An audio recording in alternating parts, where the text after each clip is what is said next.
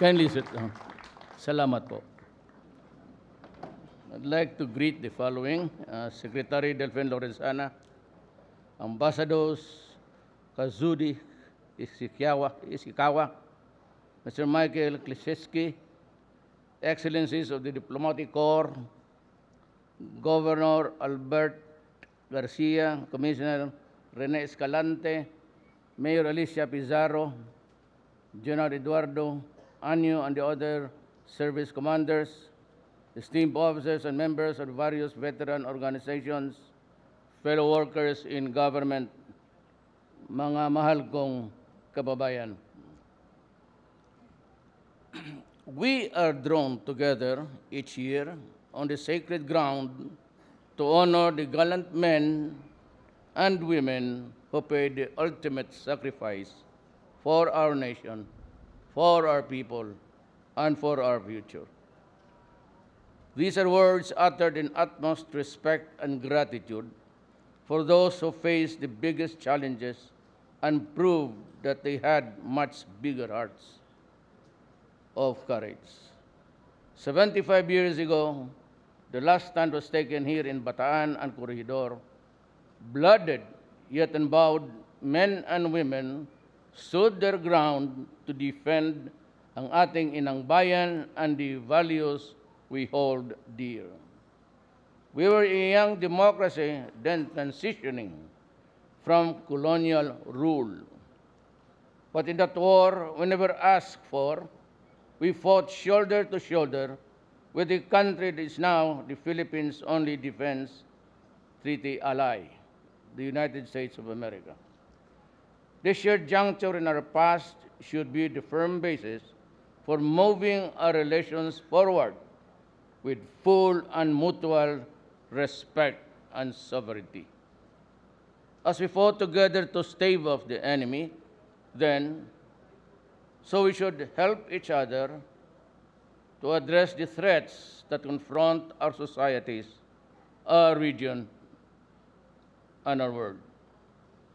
To be sure, there will be difficulties, but before the lines of duties were clearly drawn, now the menace of terrorism, violent extremism, and transnational crimes such as the illegal drug trade have called into question effort to uphold the responsibility to defend the interest of the common good. We know where we stand. We know what we should do.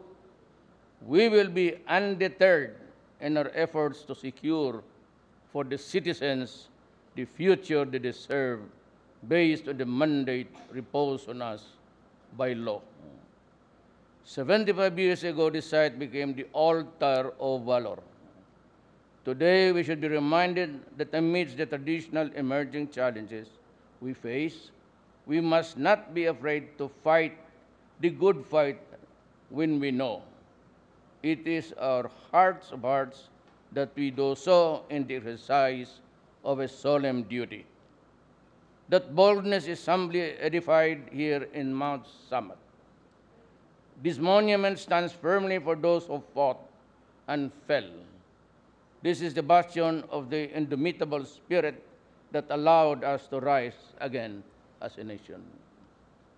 Our people did not die in vain. The generation was dauntless and determined. Despite the tremendous toll of a war we never wanted, we helped prevent the onward advance of the aggressors in the larger Pacific theater. This is a legacy to the world that the Philippines should be rightly recognized. Paid in blood, the painful lessons of war behoove all of us in the community of nations to work for peace and development. No matter the spoils, war is never worth it. The reasons of aggression against the occupation of nations should not be countenanced. That is why the Philippines continues to articulate our principled position that disputes should be settled in a peaceful manner. This is a responsibility of the states, of all states, great and small, strong or weak. As responsible members of the international community, this is our sacred duty. This is also why the Philippines is the strongest advocate for the positive transformation of relations. With our meaningful shared history, the Philippines and Japan emerged from a benighted period into a bright era of an expanding space for unprecedented partnership. In these modern times, Japan and the Philippines are new allies for peace, development, and the rule of law in the region. As chair of the ASEAN on this 50th anniversary of the association's establishment, the Philippines resolved to do its part in regional community building. We will work hard to achieve greater peace, progress, and prosperity. We will work with the interest and well-being of ASEAN's peoples at the very core. We owe nothing less than this solemn pledge for all those who sacrifice the most for our country's freedom. Our veterans went through one of the darkest chapters in the world history for the benefit of our generation and the generation after us. We must never forget that they endured a war for the sake of the future. We must remember we are the future that they fought for. For us and for the world, they are rightly our heroes. I was born in 1945, during the last stages of the war. Violence was at its worst. When the war ended in September, I was only a few months old. My family did everything to ensure that I would be protected from the ravages of war. True, my family went through a lot, but we were among the fortunate to have survived. Many others, however, did not. Thousands of lives were lost because they had to fight, and they had to fight forever for us.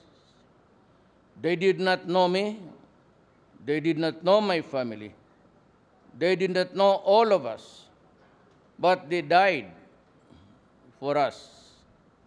We must never forget that we owe them a deep debt of gratitude.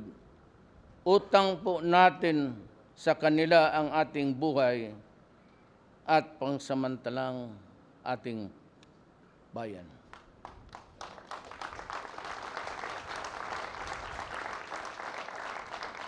Let us take this moment to honor our veterans, the ones who passed away, and the ones who are with us today.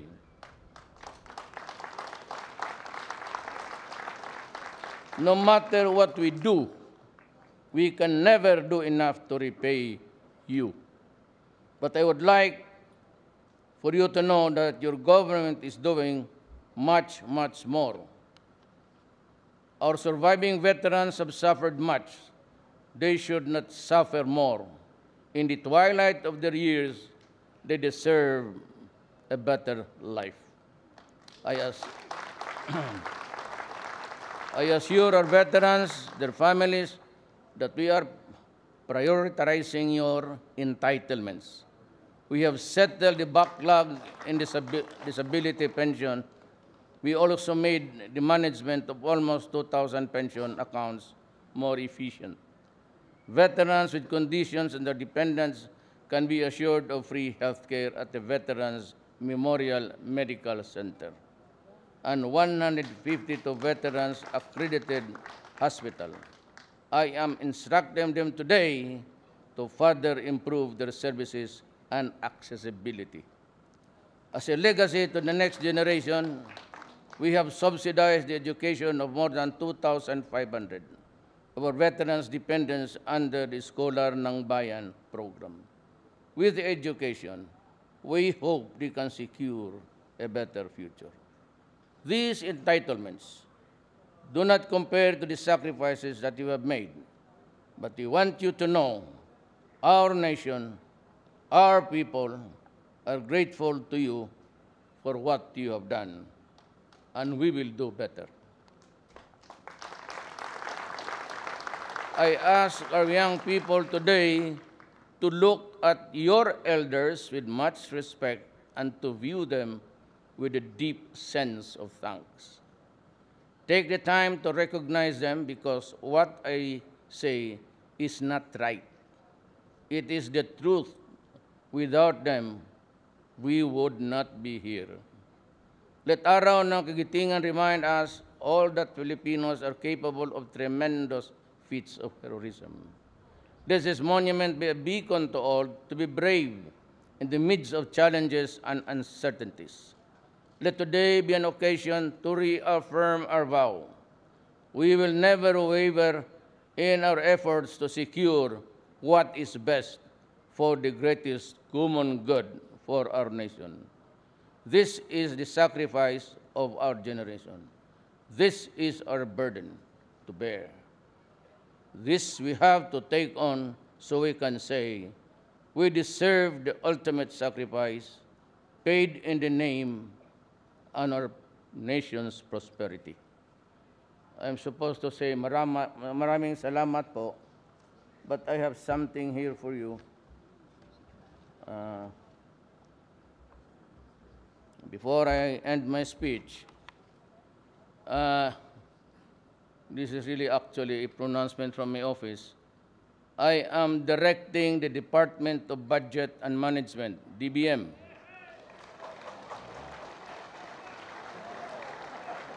Mahula na ninyo, ha? Inom muna akong tubig.